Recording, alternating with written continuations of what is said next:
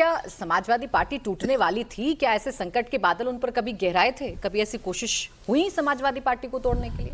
कोशिश हुई होगी, लेकिन समाजवादी पार्टी नहीं टूटी। और कम से कम ये नैरेटिव बनाने की कोशिश तो की गई कि अब जैसे सब पार्टियां टूट रही है, ऐसा फैशन हो गया था, ऐसा सीजन लग रहा था कि सबको टूटना ही है, तो समाजवादी पार्टी भी टूट जाएगी। लेकिन वो पार्टी नहीं टूटी। मगर जो अखिलेश जी ने बोला, कोई वो बहुत अच्छे बयान के तौर पर मैं नहीं देखता कि परिवार के बयान को। हालांकि हर्ष जी ने कहा उनको शायद जानकारी, मतलब विलेज डेवलपमेंट काउंसिल से पार्लियामेंट तक, इसका मतलब है वह उनका पूरा परिवार लोकतंत्र को मजबूत करने में लगा है, स्ट्रेंथन कर रहा है। गांव के छोटी पंचायत, वहाँ गया हूँ CFI में जो बैंक्स होते हैं, क्या कहते हैं उनको, सरकारी बैंक, कोऑपरेटिव बैंक, फेड, कुछ और तरीके की कोऑपरेटिव सोसाइटीज होती है। तो पूरा परिवार, मतलब है ना, इतना त्याग लोकतंत्र के लिए मजबूत करने के लिए कहीं नहीं देखा।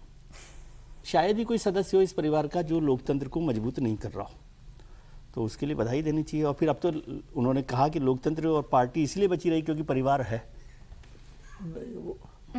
ये अखिलेश यादव बोल रहे हैं कि परिवारवाद है इसलिए पार्टी बची हुई है।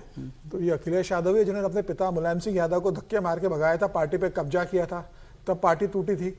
उसके बाद इनके भाई शिवपाल यादव ने पार्टी को तोड़ा। और उदाहरण और देखना अखिलेश यादव को तो शिवसेना का दे सकते हैं कि उद्धव ठाकरे से कैसे राज ठाकरे अलग पार्टी छोड़कर चले गए थे। एनसीपी शरद पवार से अजित पवार कैसे अलग पार्टी छोड़कर चले गए थे, परिवार ने पार्टी तोड़ी। लोक जनशक्ति पार्टी में चिराग पासवान और पशुपति पारस का जो झगड़ा हुआ था उसमें वो पार्टी कैसे टूटी। इसके अलावा साउथ में ये देख रहे थे कि एनटी रामाराव से पार्टी, उनके ही दामाद चंद्रबाबू नायडू ने कैसे पूरी पार्टी लेकर चले गए थे। तो भारतीय राजनीति में इसके तमाम उदाहरण है कि परिवार के लोगों ने ही पार्टी को तोड़ा है, कोई बाहर के व्यक्ति ने नहीं तोड़ा है। तो अखिलेश यादव के लिए सबसे बड़ी चुनौती तो अपने परिवार के लोगों को साथ के रखनी है।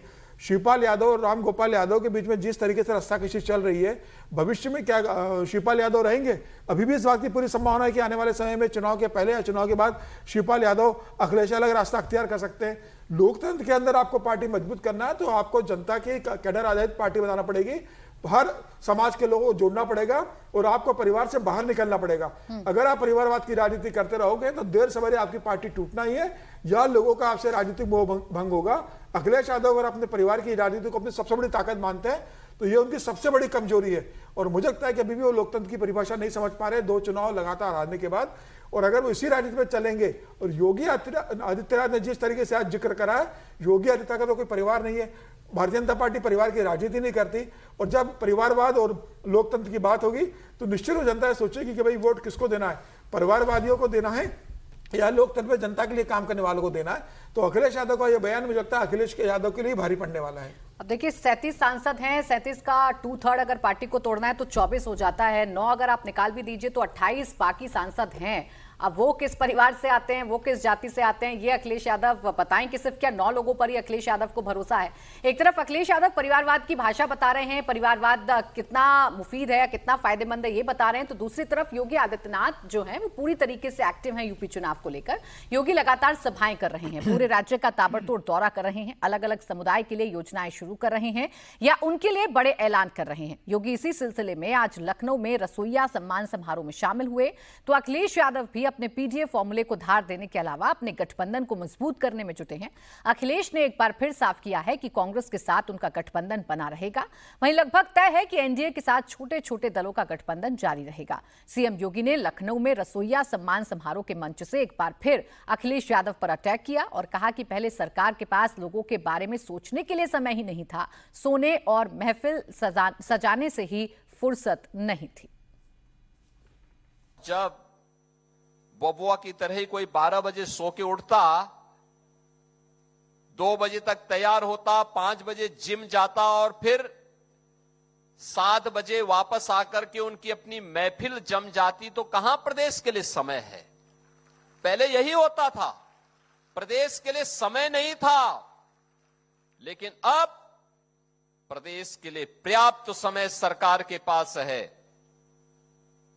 जनता जनार्दन की समस्या का समाधान का रास्ता भी है और प्रदेश को आगे बढ़ाने में कोई भी योगदान दे, रसोइया हो, आंगनबाड़ी हो, आशा वर्कर हो, गांव का चौकीदार हो, होमगार्ड का जवान हो, पीआरडी जवान हो, इन सब के मानदेय में वृद्धि करने के साथ साथ इन्हें सम्मानजनक ढंग से आगे बढ़ने के लिए भी हम तैयार कर रहे हैं।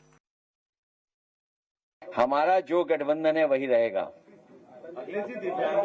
जो हमारा गठबंधन है वही रहेगा।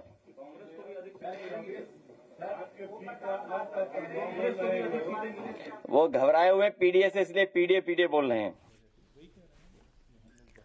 आपने दोनों नेताओं के बयान सुन लिया। अब राहुल महाजन जी, बड़ा साफ साफ नजर आ रहा है कि एनडीए के साथ छोटे छोटे दल रहेंगे, छोटे छोटे ग्रुप्स को भी रिझाने की कोशिश ये सरकार कर रही है। चाहे रसोइयों की हम बात कर लें, आंगनबाड़ी ग्रुप्स की हम बात कर लें, और अखिलेश यादव राहुल गांधी के साथ अपनी जोड़ी को पक्की रखेंगे। देखिए, अगर